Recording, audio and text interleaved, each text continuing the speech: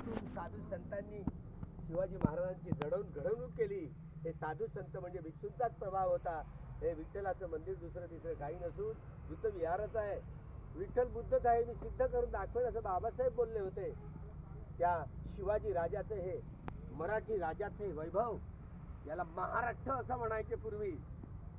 महाराष्ट्र हे महार वतन असलेले प्राचीन काळातली ही कन्या जी होती ना, नागकन्या तिचं नाव, ती या महाराष्ट्रातली मूळ राणी आहे, राज्यकर्ती, नागराजांची राजधानी.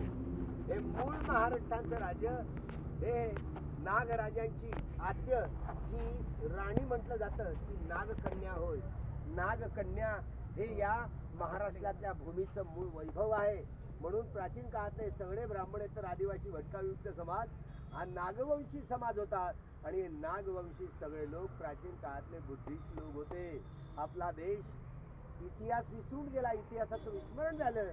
या इतिहासाचं विस्मरण डॉक्टर बाबासाहेब आंबेडकरांनी 1 जानेवारी 1927 भीमा कोरेगावच्या विजयस्तंभाजवळ गेले आणि श्रमण संस्कृतीचा आणि ब्राह्मण संस्कृतीच्या इतिहासाची थरार समजावून सांगितली. आम्ही पराभूत झालेले लोक आहोत, गुलामांना त्यांच्या गुलामीची जाणीव करून द्या म्हणजे ते बंड करून उठतील. आमचं राज्य होतं व ज्या दिवशी संभाजी राजाची हत्या केली गेली तो दिवस गुढीपाडव्याचा दिवस. त्या गुढीला मात्र संभाजी राजाचं डोकं लटकलेलं होतं. या शेडीवाल्यांनी आमचा मराठी राज्याचा हा संपूर्ण उत्कार खात्मा करून पेशवेशाही उभारली. तो पेशवेशाहीचा आझादीचा दिवस असं म्हणा. आमचा मराठी राज्याचा खात्मा करून आमच्या पूर्वजांना गळ्याला गाडगी आणि मळके लटकवले यासाठी की हेच आमची सत्ता उलथावून पाडू शकतात. या गुलामांना त्यांच्या गुलामीची जाणीव करून द्या म्हणजे ते बंड करावे, बंड करून उठतील. या बंडाची भाषा या 17 डिसेंबर पासून तर 1 जानेवारीपर्यंत हा संपूर्ण जागृतीचा विस्तव करून विसरू देऊ नका.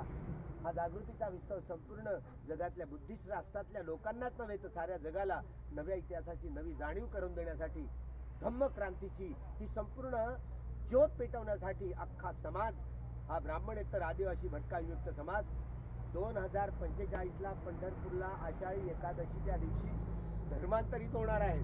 हे भागवती, वारकरी, महानुभावपंथी, नाथपंथी, लिंगायतपंथी लोक धर्मांतर करणार आहेत. या धर्मात 20 वर्ष आपण मरायचं नाही म्हणजे आपल्याला हा सगळ्या ब्राह्मणेतरांचा मराठ्यांच्या धर्मांतराचा सोहळा पंढरपूरला बघायला मिळेल. तोपर्यंत मी काही मरणार नाही, तोपर्यंत जिवंत राहील. आपण सगळ्यांनी या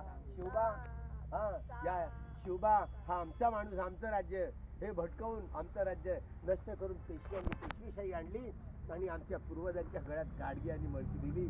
तो इतिहास नवा समजवण्यासाठी, नवं जग निर्माण करण्यासाठी हा जथ्था हा चाललाय भीमा कोरेगावला. भीमा कोरेगाव हे आमचं वैभव आहे.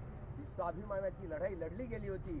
गळ्यातली गाडगी आणि कमरेचं झाडू तोडण्यासाठीची स्वाभिमानाचं लढाई हे जिंकलं होतं. स्टॉटन आपल्या लेखात लिहितात ते जसं होतं तसं मी 1 जानेवारीला वाचून दाखवेन. ही लढाई आम्ही जगावर राज्य केलं पण एवढी पराक्रमी जमात आम्ही पाहिली नाही. ते स्वतः त्या लढाईत भाग घेणारे स्टॉटन लिहितात. या लोकांनी ठरवलं तर साऱ्या जगावर आक्रमण करून जगावर राजे होण्याची क्षमता या लोकांची आहे.